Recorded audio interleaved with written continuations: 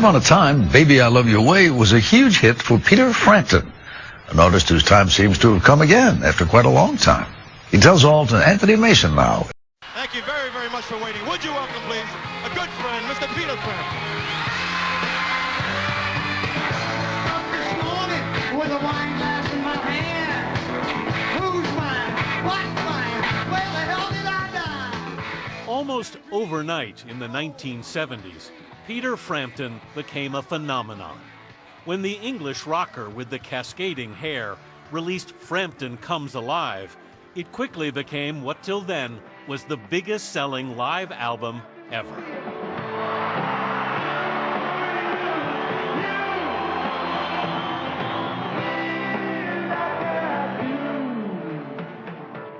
How did it feel to hear yourself on the radio everywhere? Well, you know when you're on the radio too much when even you change the channel. You know, I wish now.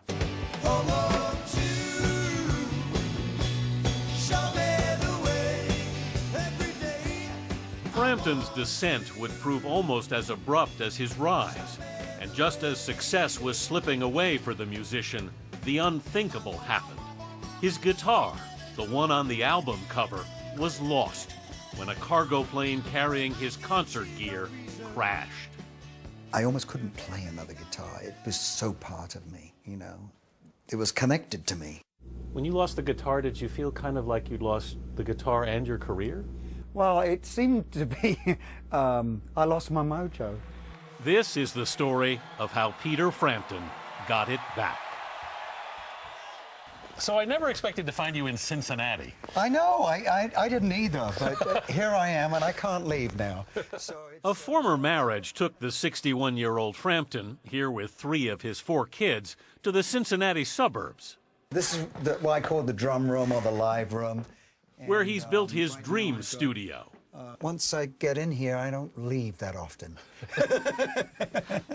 And where you'll find the massive platinum plaque commemorating the sales of Frampton Comes Alive. Now 18 million and counting. It's almost like it's not me. Really? Yeah, it's like, it's another lifetime. But that's hanging in your house. I know. It's his, that guy.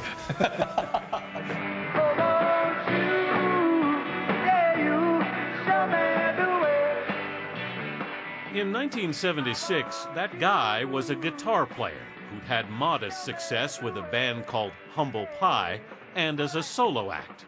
But nothing foreshadowed what was about to happen with Frampton Comes Alive. How did it spread? I think it just sort of, the answer is, I have no idea. Really. Well, let me put it this way. Were you ready for it? I don't think anybody's ready for the biggest selling record of all time, and you're 25.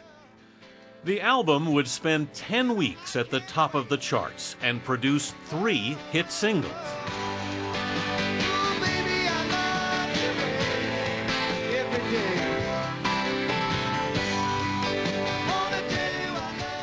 No one's been here before. Yeah. Who do I listen to? How do I travel this road? Yeah. When Ringo came to the show in LA, I said, so what happens now? And he said, well, I don't know. It's your career, you know. Rolling Stone wanted Frampton on its cover and assigned celebrity photographer Francesco Scavullo, who begged the new rock idol, please, one shot, just for me. to take his shirt off. And I mean, no. And then he wore me down. He said, Peter, just the one shot. Please, take the shirt off. So I go, all right, okay, but this is just for you, right? Like I'm an idiot? Yes, I'm an idiot. His heartthrob image quickly became a curse. Very attractive to the opposite sex, obviously. But unfortunately, you can lose your male audience. You felt like you lost your cred. Yes. Thank you. Let's talk about your movie career. What would you think if I sang out of tune would just He starred with the Bee Gees in Sgt. Pepper's Lonely Hearts Club Band, one of the epic film disasters of the 70s. Frampton's follow-up record, meanwhile, produced another hit song. I'm in you. You're in me. But I'm in You, the album, would sell only 3 million copies, It was deemed a failure. and his record sales would continue to slide. We're getting onto the lean years. The lean years would last well into the 80s, when Frampton got help from a friend he'd known since grade school. Is this you on tour with Bowie? That was the Glass Spider tour. Guitar, Peter Frampton. In 1987, David Bowie asked him to tour with him as his lead guitarist. He was now reintroducing me as the guitar player. Which is what you wanted? Yeah. A pop star's career lasts 18 months. A musician's career lasts a lifetime. And that's what I've learned. How do you feel to hold that? Feels good. In 2006, the musician won his first Grammy when Fingerprints was awarded Best Pop Instrumental Album. You're proud of that? Very, yeah. Go shopping with Frampton at Gary's Classic Guitars in Cincinnati, Is this more like the George Harrison one? and you'll see how much the instrument means to him.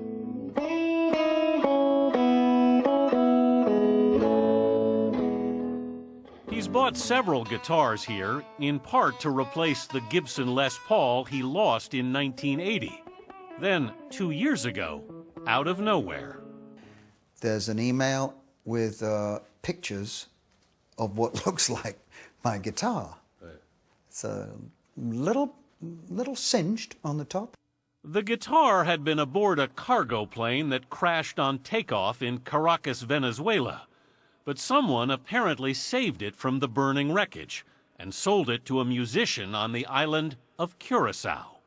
Is this one of those episodes where it's better off not to ask any questions about how it managed to survive? There is a gray area. Donald, how are you? I'm okay. I'm happy to meet you, sir. Happy to meet you too. In December, after a 2-year negotiation, a delegation from Curacao met with the still skeptical Frampton in a Nashville hotel suite to present him the guitar. He knew immediately it was his beloved Les Paul. It's my guitar. I know. It's in remarkable condition considering that it's been in a plane crash. So how's it going to feel to get it back on stage? Oh, I don't know how I'm going to handle that. I hope I can play. Last night at the Beacon Theater in New York, after 31 years, guitar and musician were reunited on stage. This is the first time I'm going to play it with the band.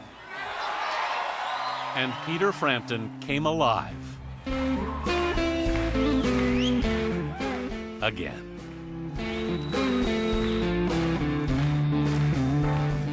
If you think about it, my career sort of started to ebb and the guitar went away.